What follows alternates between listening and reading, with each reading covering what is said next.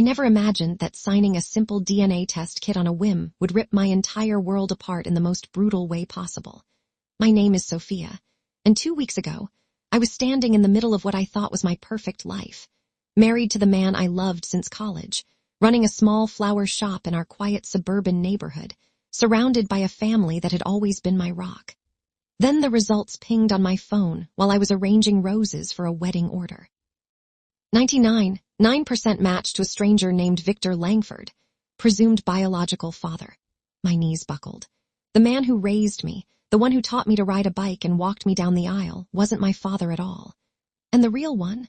A reclusive tech billionaire who just passed away, leaving behind a fortune worth hundreds of millions, and a last will that named me as the sole heir. The story unfolded like a nightmare I couldn't wake up from.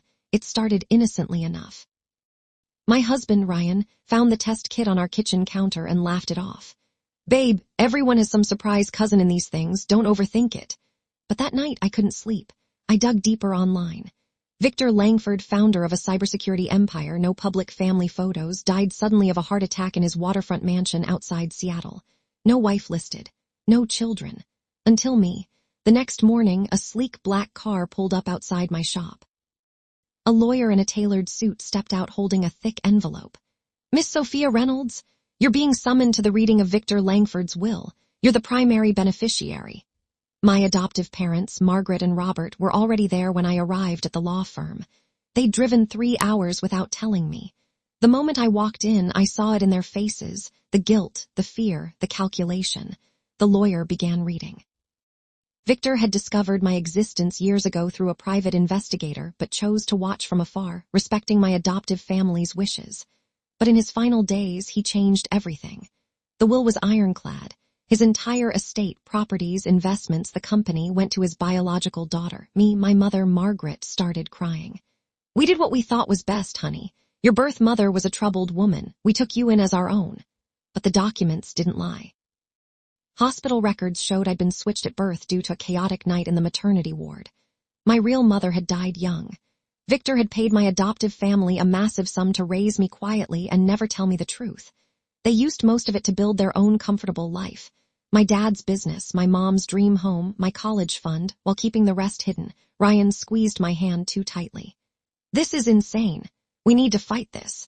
That money should stay in the family, the real family." That's when the first knife twisted. Over the following days, the betrayals piled up like dominoes. My sister, Lauren, who I'd shared every secret with, admitted she'd known for years after finding old letters. She'd used the information to secure a high-paying job at one of Victor's subsidiaries under false pretenses.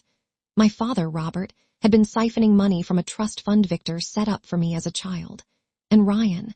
I found the messages on his phone while he was in the shower. Texts to my sister. "Once we get her to sign over the inheritance, we can finally leave this dead-end town." They'd been planning it together for months, waiting for the right trigger. The DNA test was never supposed to happen. I felt like my chest was being crushed. The man I slept next to every night, the family that raised me, they'd all been counting on my ignorance while living off my hidden fortune. The courtroom became my battlefield. Victor's will was contested, of course. My adoptive family hired the best lawyers money could buy. My money, ironically. They painted me as unstable, claimed Victor was coerced, accused me of fraud. Ryan filed for divorce the same week, demanding half of everything in a community property state. But I fought back with a quiet fury I didn't know I possessed. I hired my own team. I stood in that oak-paneled courtroom, voice steady despite the tears, and told the judge the truth. I brought the DNA evidence, the financial trails, the private investigator's old reports Victor had kept. The judge ruled in my favor in a stunning decision that made local headlines. The inheritance was mine. Every stolen dollar had to be returned. My family's assets were frozen. Ryan's divorce filing collapsed when the judge saw the evidence of his affair with my sister. Walking out of the courthouse, I felt both free and utterly shattered. My phone buzzed with messages, apologies mixed with desperate pleas. I blocked them all.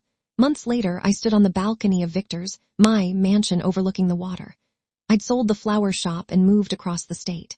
The house was too big, too quiet, but it felt like the first honest thing in my life. I started a foundation in Victor's name to help children caught in adoption and identity struggles. I donated to the hospital where my life began in chaos. Ryan tried one last time to reach me, showing up at the gate with flowers and excuses.